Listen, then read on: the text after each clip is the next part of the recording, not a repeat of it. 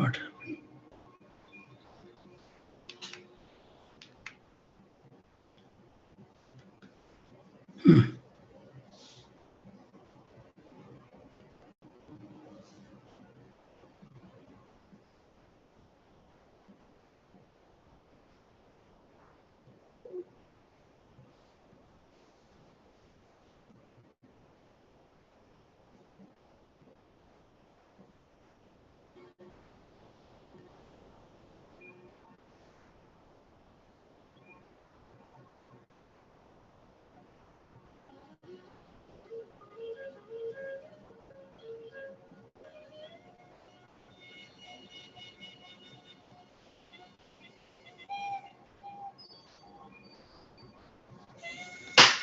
I'm trying to get to the where we left yesterday, so please bear with me.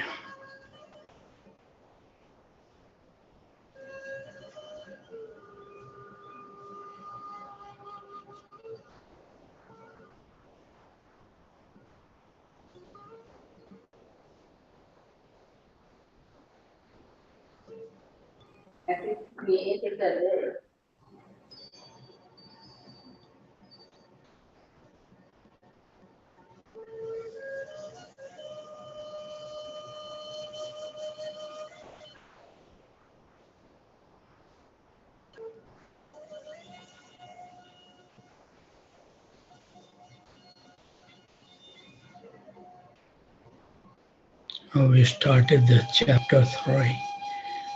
Okay.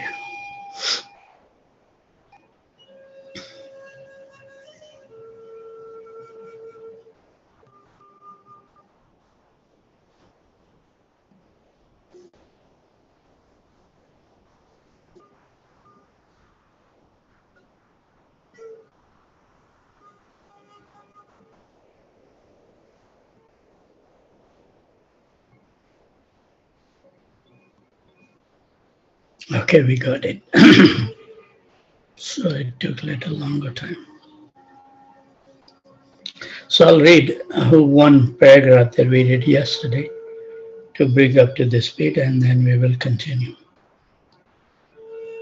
Yet because Abhay had been raised a Vaishnava, he appreciated what Srila Bhakti Siddhanta was saying.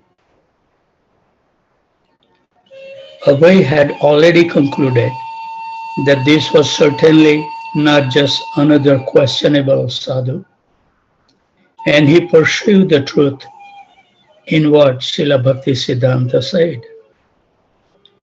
This sadhu wasn't concocting his own philosophy, and he wasn't simply proud or belligerent, even though he spoke in a way that kicked out practically every other philosophy. He was speaking the eternal teaching of the Vedic literatures, and the sages in Abhay loved to hear it. Haribol. So now we will continue. Srila Bhakti Siddhanta, speaking sometime in English and sometimes in Bengali, and sometimes quoting the Sanskrit verses of the Bhagavad Gita, spoke of Sri Krishna as the highest Vedic authority. In the Bhagavad Gita, Krishna had declared that the person should give up whatever duty he considered religious and surrender unto him. The personality of Godhead, Sarva Dharmam Parityaja, Mamekam Sharanam Braja. And the Srimad Bhagavatam confirmed the same thing. Dharma prajohita kaitavo atra paramo nirat sharanam satam.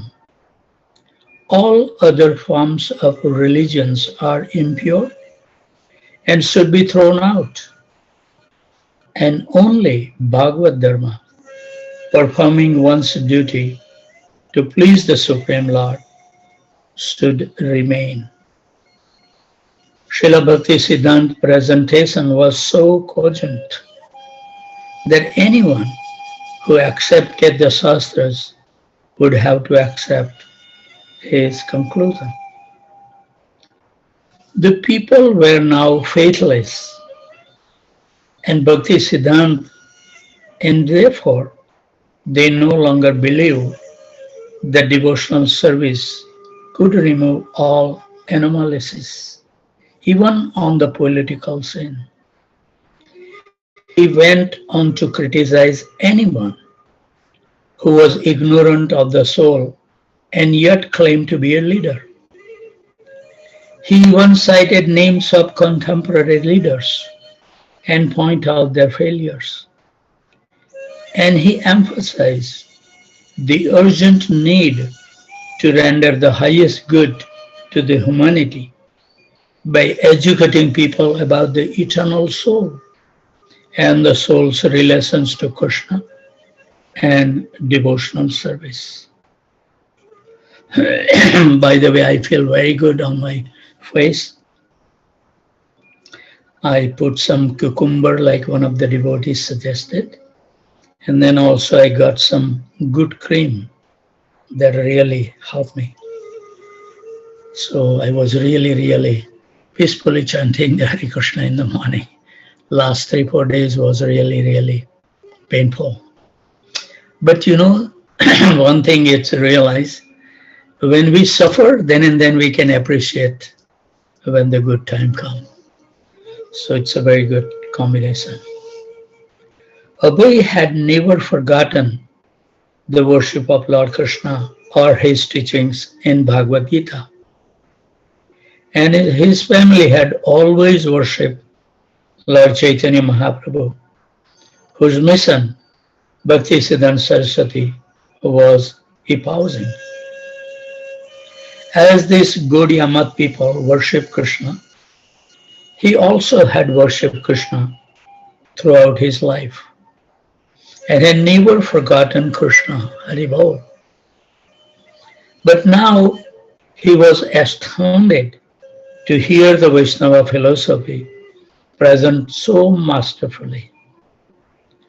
Despite his involvement in college, marriage, the national movement, and other affairs, he had never forgotten Krishna. This is Srila Prabhupada. But Bhakti Siddhanta Saraswati was now stirring up within him his original Krishna consciousness.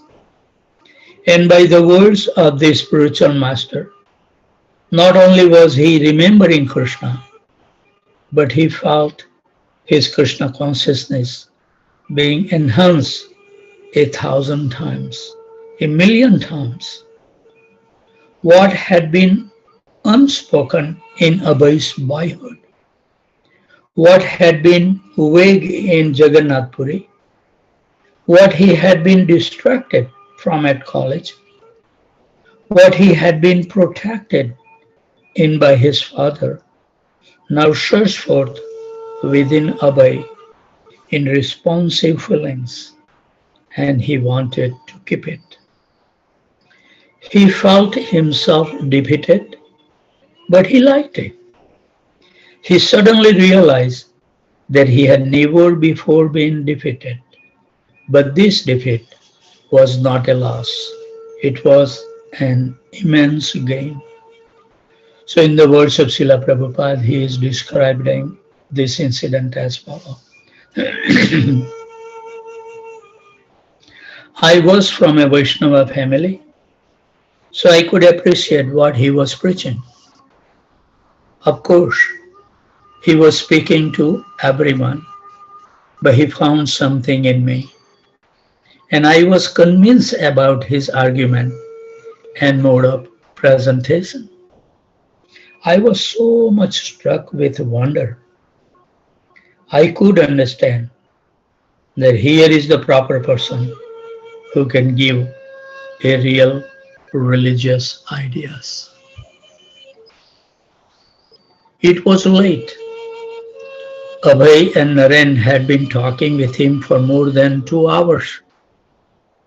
One of the brahmacharis gave them each a bit of prasadam in their open palms, and they rose gratefully and took their leave. They walked down the stairs and onto the street. The night was dark. Here and there a light was burning, and there were some open shops.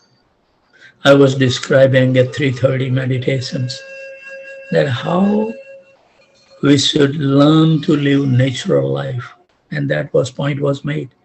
Forget about the dharma and adharma. Go higher than that. Don't stuck with the following the regulative principles. That's not what our Acharya is recommending today, particularly Raghunath Das Goswami.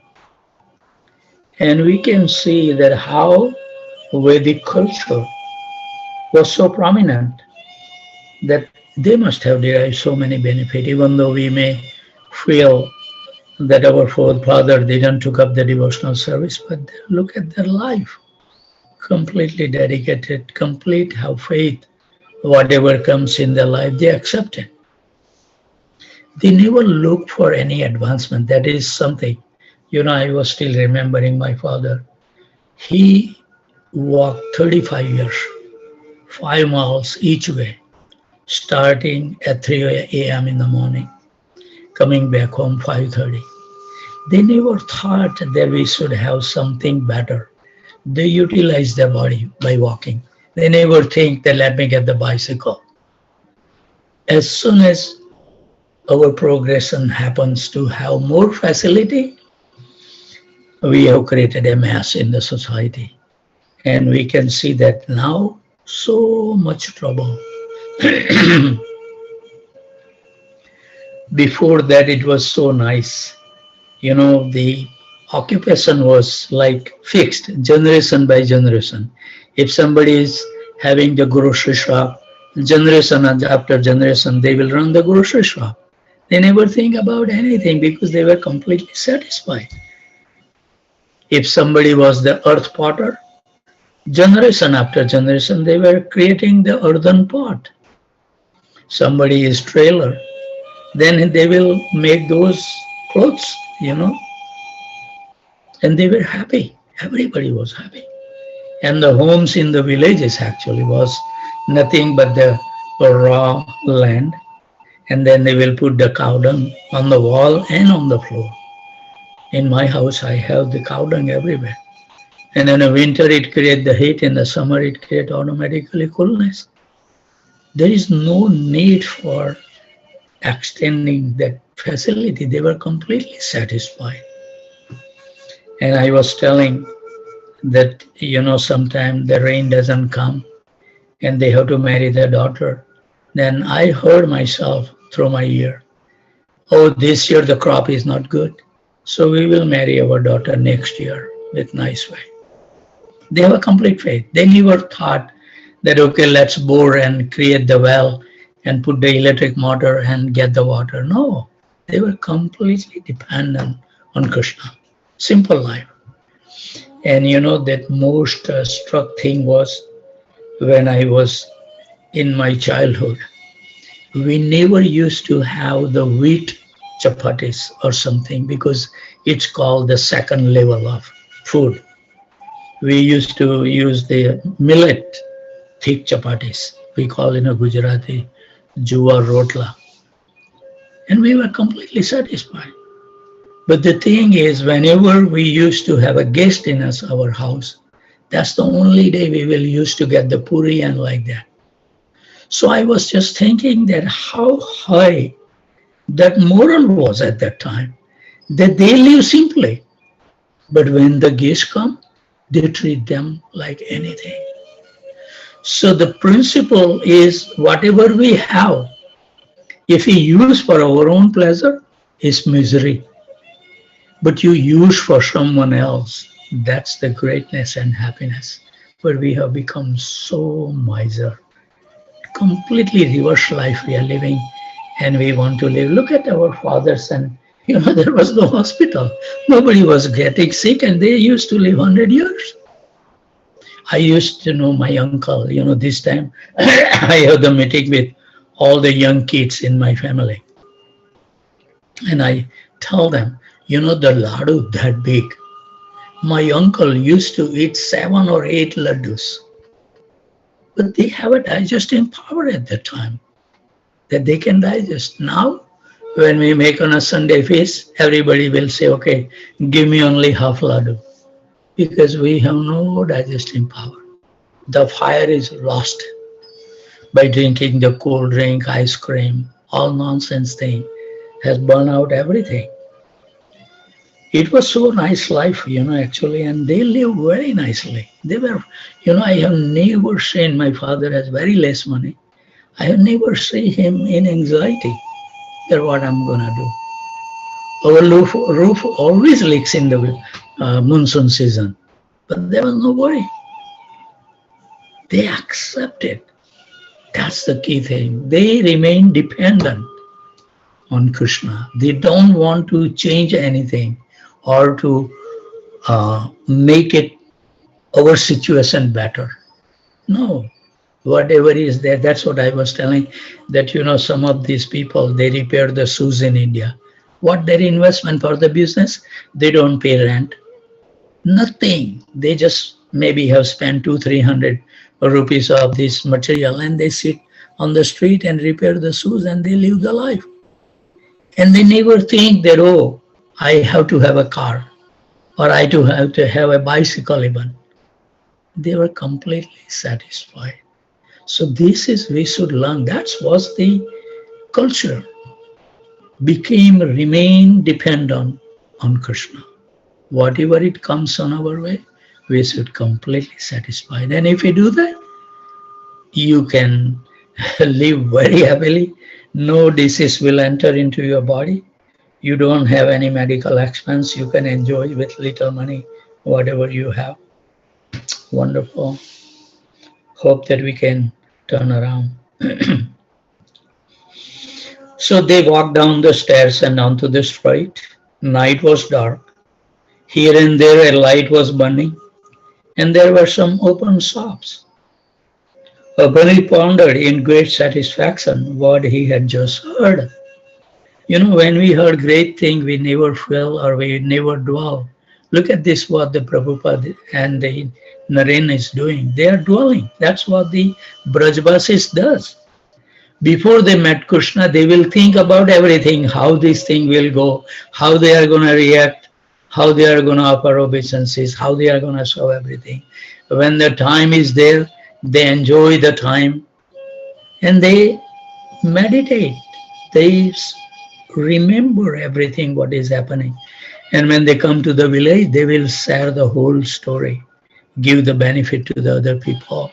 They are not miser. They're, oh, I'm so close associate with Krishna, so I want to keep it myself. No, they were distributing everything. Our Acharya never keep anything secret. What they realize, they share. So someone can get benefit. Not to show off or anything, but they are so kind, so merciful, compassionate. That's the life.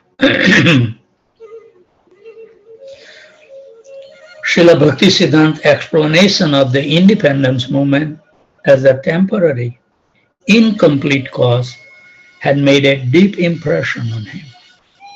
He felt himself less a nationalist and more a follower of Srila Bhaktisiddhanta Saraswati just by having a talk for 2 hours. He changed.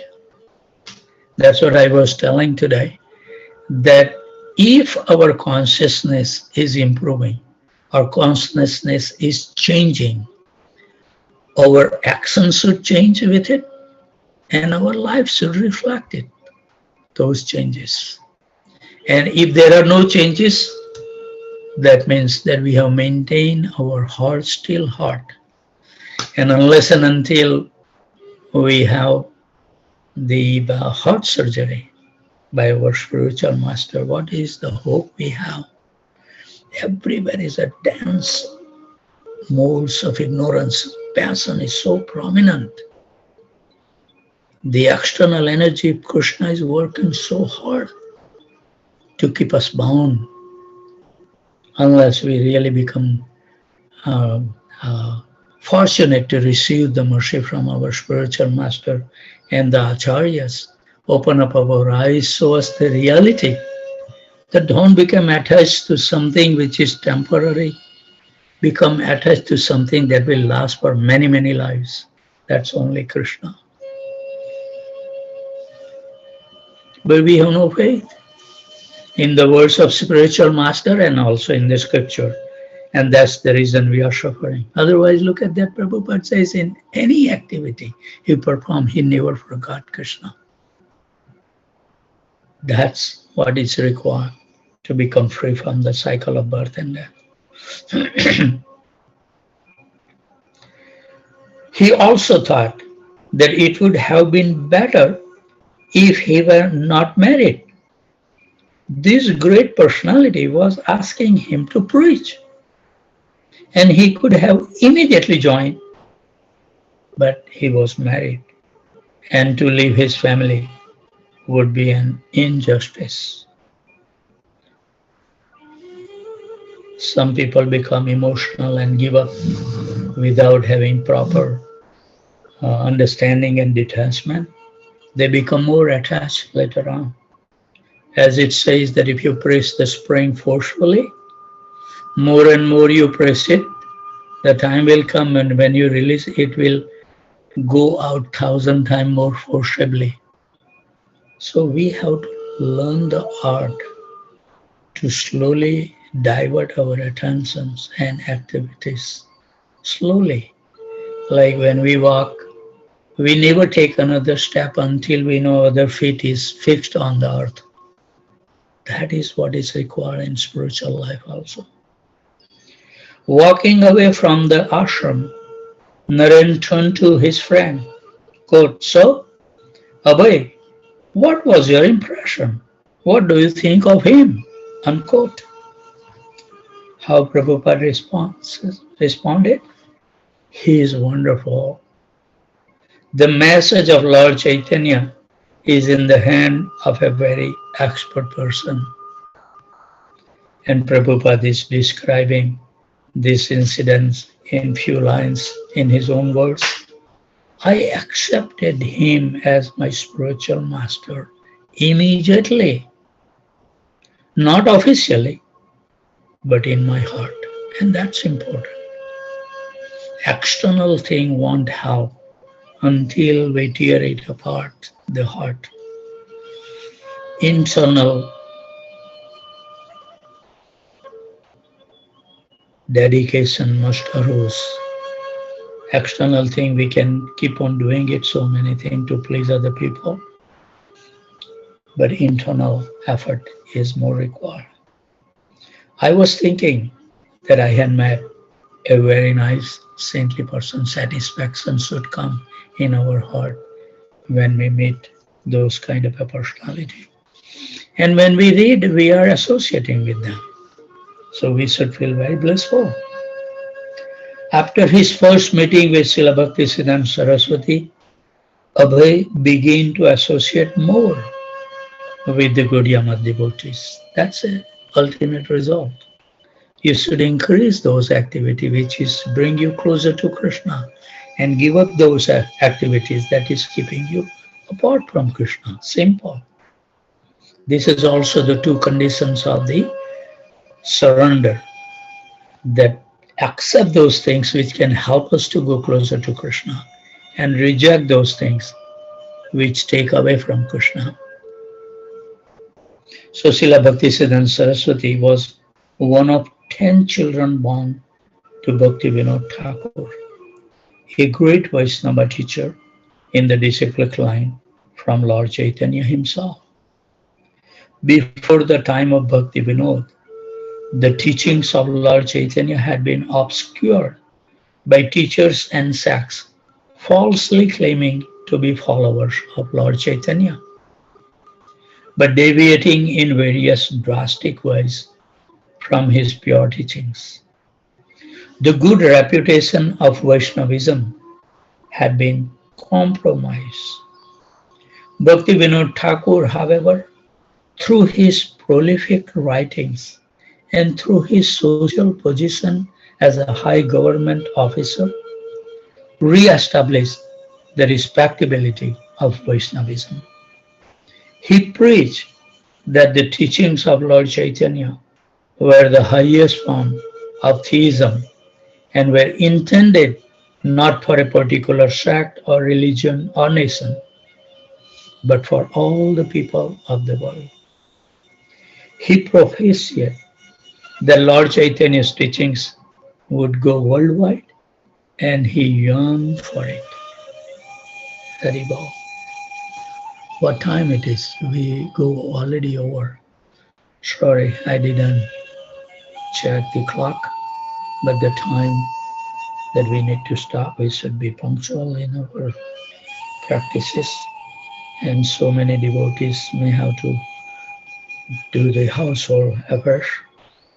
So we'll stop here. But before they go, we would like to offer our humble obeisances at the desk of these wonderful Vaishnavas and Vaishnavis that they take so much austerity to do the household affairs and still they wake up early in the morning and join, which is very exemplary. May Krishna bless us all. So with those, I would like to offer my humble obeisances. Vanchakalpatarubhasya kripa sindhu bhayavacha patitanam pavanebhyo vaishnavebhyo namo namaha.